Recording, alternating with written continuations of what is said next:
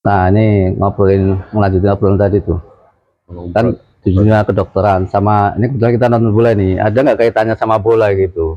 Oh, Terutama ini soal fisik, iya, ya postur, skill, iya Pak. terus kecerdasan gitu. Mm-mm. Karena kan rata-rata itu kan anggap aja di Indonesia lah. Iya, Itu kan pertama posturnya kurang, iya Pak.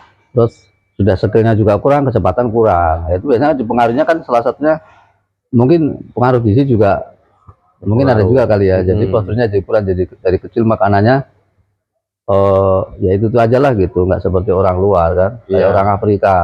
Kalau soal lapangan mungkin ya bisa sih pengaruh, tapi tidak utama lapangan, karena di Afrika iya. juga kan walaupun apa namanya Lapangannya cuma gudang lapangannya pasir ya jelek Pak. mungkin apa, tapi kan prestasi ada juga ya Iya kan, benar kayak benar. Indonesia mungkin pengaruh postur. Nah, kalau menurut dokter Heris apa ini Ya, kaitannya gimana, contoh-contoh seperti apa pemain-pemain luar itu kayak kayak kayak Brasil itu kan ada mm-mm. banyak terkenal tapi tidak bisa bertahan lama Iya Pak. gitu ya kan. Kalau kayak Argentina, Messi dan sebagainya, Ronaldo kan bisa bertahan lama. Itu pengaruhnya apa itu biasanya? Ya Kayak gitu. sebenarnya sih kalau masalah permainan bola terutama atlet ya Pak ya. Atlet itu sebenarnya yang bikin dia bisa lama berkarir di dunia olahraganya itu kalau dia disiplin gitu. Kenapa Messi itu spesial? Karena Messi itu secara postur kan nggak terlalu tinggi, terlalu berotot kayak pemain-pemain lain atau memiliki apa body yang Yang cukup gitu ya Pak ya untuk ya. bisa ngantam kanan kiri, Hmm, tapi dia posturnya biasa aja. hmm, Cuman yang membedakan tuh mungkin disiplinnya tadi. Nah, hmm, Messi itu tidak mungkin kalau tato ya Messi, Ronaldo nggak tatoan. hmm, Tapi untuk disiplinnya Messi nggak alkohol, kemudian makannya pun dijaga hmm, dan di olahraga di luar negeri itu dibanding di Indonesia ya satu tim itu satu ahli gizi, hmm. satu dokter, satu Ya fisioterapis. Nah, ya. sementara di luar negeri itu per atlet itu ada ahli gizi masing-masing, Pak. Oh gitu. Ya Mm-mm. ya ya. Kemudian ada fisioterapis masing-masing, Hmm, ada hmm, dokternya sendiri-sendiri mereka itu. hmm, Jadi mereka benar-benar disiplin, hmm. di sisi lain juga memang benar-benar bermodal gitu Ya ya dalam ya ya. dalam melakukan apa dalam melaksanakan profesinya gitu, menjalani Ya ya profesinya. ya.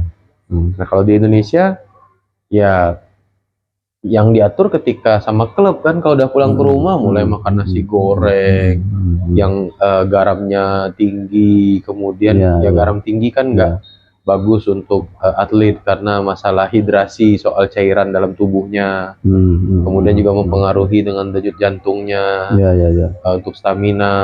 Hmm, hmm. Nah, dan kecerdasan Messi itu Messi nggak perlu lari banyak, nggak perlu 90 menit itu lari, Nggak perlu lari terus maksudnya nggak ya. perlu lari terus nonstop kayak itu. Yang Ah, penting jadi dia ada timingnya yang tepat kapan dia harus lari, kapan enggak gitu ya. nah kecerdasan itulah yang membedakan seorang atlet dengan atlet lainnya secara kualitas. Kayak Hmm, contohnya hmm. mungkin di olahraga yang ngetop di Indonesia kan bulu tangkis. Ya.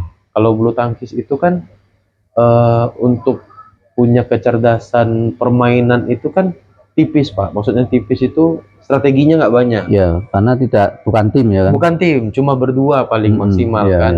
Nah, kerjasama berdua pun mereka kalau cuman ngandelin stamina, Hmm. ya mungkin Kurang juga. kurang juga karena kan mereka itu endurance Ya, olahraganya, betul. kardio, Betul, betul. mukul, Hmm, kemudian apa, tapi kan berusaha hmm, untuk hmm. menjatuhkan kok atau menjebak Iya, lawannya iya, supaya iya. mati langkah lalu tidak bisa mengembalikan Ya, bolanya betul, kan Pak, betul. Ya, koknya ya. gitu.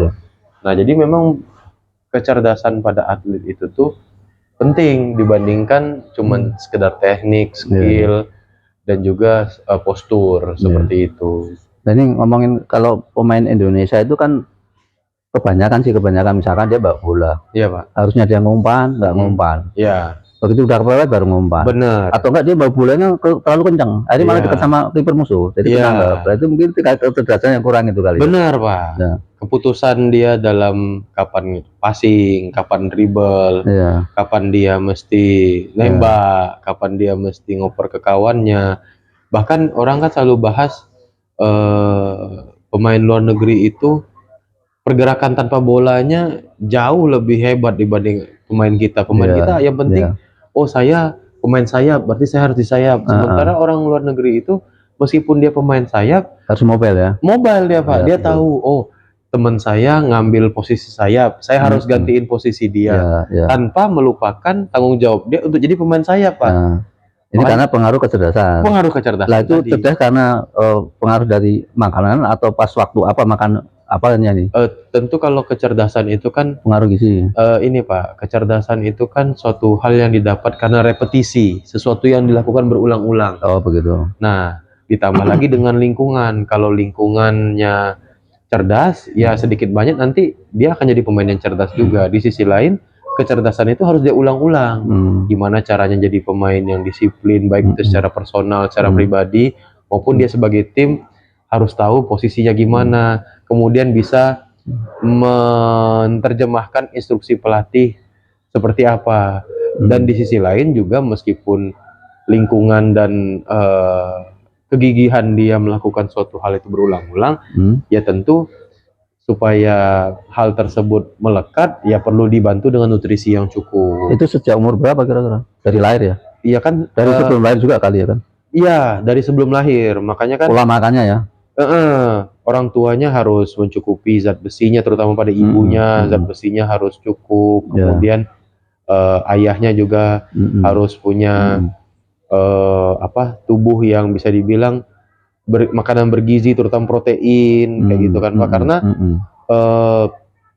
dengan dari orang tuanya yang sudah mempersiapkan diri secara nutrisi, ditambah lagi nanti setelah anaknya lahir 1000 hari pertama kan penting Pak. 1000 hari pertama kan berarti selama usia 3 tahun. Nah itu kan perlu dijaga.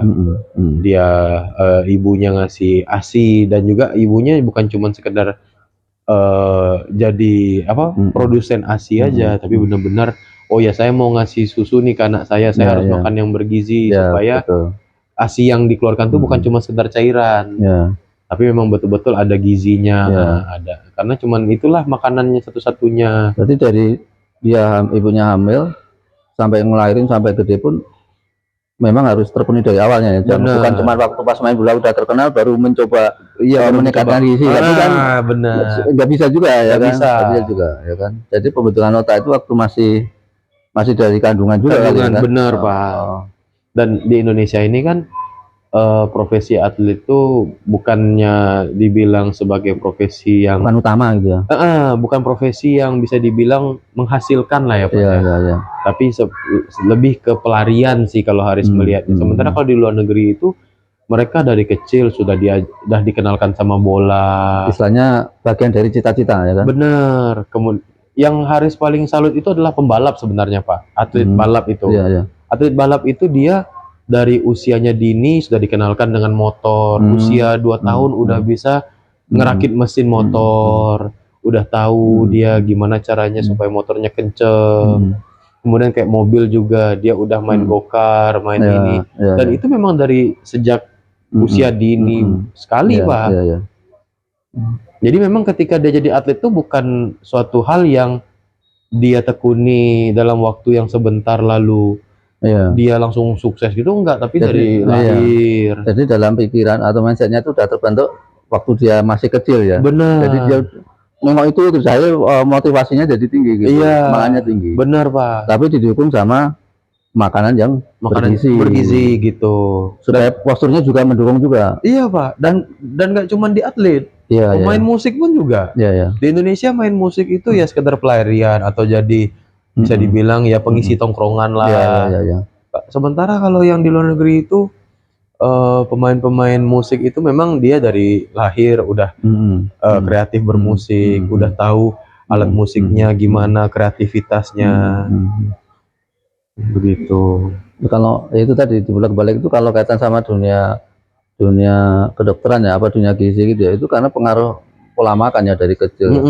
Karena kan postur orang Indonesia itu kan kebanyakan pemain bola ya, saya ngamatin ya, yang sangat berpengaruh sekali sama permainannya bagus atau tidak itu kan karena posturnya pendek kecil-kecil. Jadi ketika dia body charge itu sama musuh itu udah jatuh duluan. Gitu. Rebutan bola pasti kalah juga. Kan katanya kalah panjang. Benar Pak. Lah itu sehebat-hebat apapun ditambah dia mungkin kecerdikan atau kecerdasannya kurang. Benar. Jadi akhirnya pola mainnya jadi kurang bagus lah gitu. Iya. Messi itu walaupun sependek-pendeknya Messi, tapi itu masih agak tinggi dibanding sama orang Indonesia. Iya. Ya kan, posturnya itu. Karena orang Indonesia itu kan dianggapnya tinggi, tapi tingginya cuma nggak nyampe 180. Ya kan, kurang tinggi. Dan orang Indonesia itu lebih ke jangkung sih, Pak. Kurus tinggi. Jadi sementara Messi kurus pendek gitu. Sementara Messi meskipun koker badannya. Iya. Jadi kuat gitu ya. Iya. Ya kan? Kuat ya. Kalau Indonesia itu kecil-kecil ya kan. Iya, Pak, benar. Jadi istilahnya apa ya? Itu tadi ibarat kuda-kuda itu kurang kuat gitu kakinya. Kesenggol dikit udah jatuh ya. Iya. Gimana mau berbula ya kan? Itu. Orang Indonesia itu diibaratkan seperti bambu sih, Pak. Kurus tinggi gitu kan. Iya. Sementara kurang berisi. Kalau di pemain luar negeri itu meskipun dia nggak terlalu tinggi, tapi setidaknya dia punya punya masa otot yang besar gitu, yang bisa mendukung dia untuk beraktivitas sebagai atlet.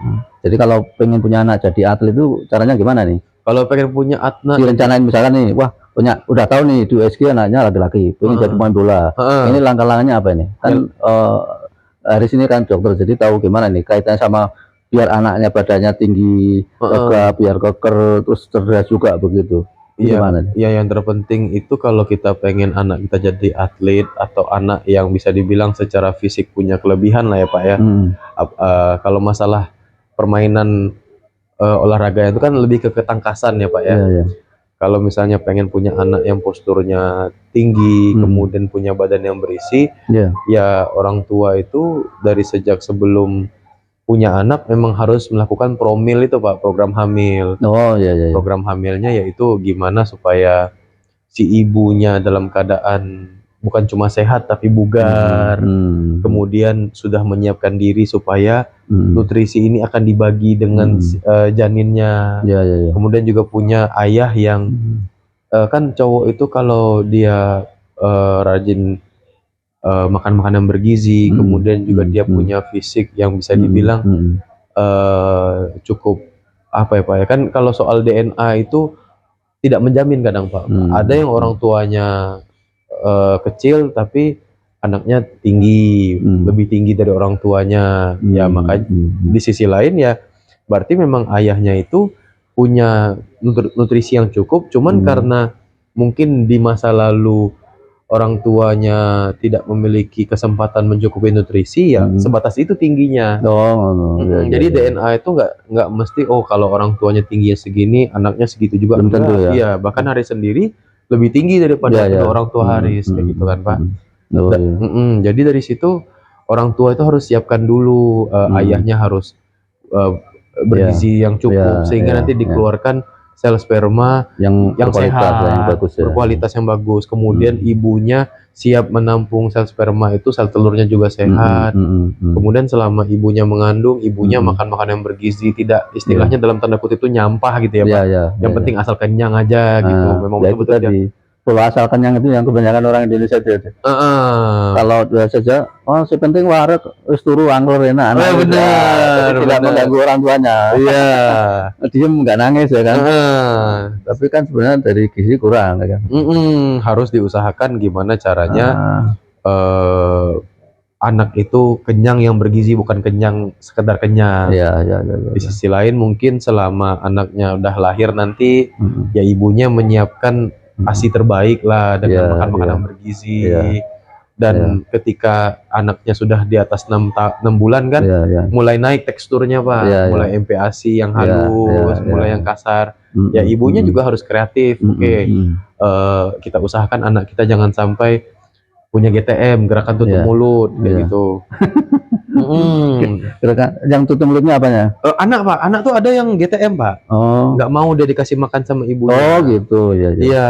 Kayak anaknya ini dulu yang ngekos di sini ada bawa anak kecil, anaknya nggak mau sama sekali, kalau disuapin dia mingkem gitu. Karena mungkin udah terpola dari waktu masih kecil kali nggak mau dibiarin gitu. Jadi lidahnya nggak match sama makanan yang dia makan gitu, kayaknya nggak doyan gitu. Nah disitulah letak kesabaran dan kreativitas dari orang tua. Jadinya anaknya kecil. Iya, harus orang tua harus kreatif, Pak. Oh, anak nggak suka Ya, alpukat misalnya. ya, Ya gimana caranya supaya suka? Oh, ya, mungkin betul. dikasih apa, alpukatnya dicampur kurma mungkin agak Nah, bisa jadi, manis, ya, ya, ya, ya, atau mungkin, alpukatnya, teksturnya diubah. ya, betul, Nah, betul. Ya, saya kira sementara itu dulu. oke Nanti lain waktu kita lanjut lagi, kita lanjut nonton bola aja ya. Oh, oke. Terima kasih.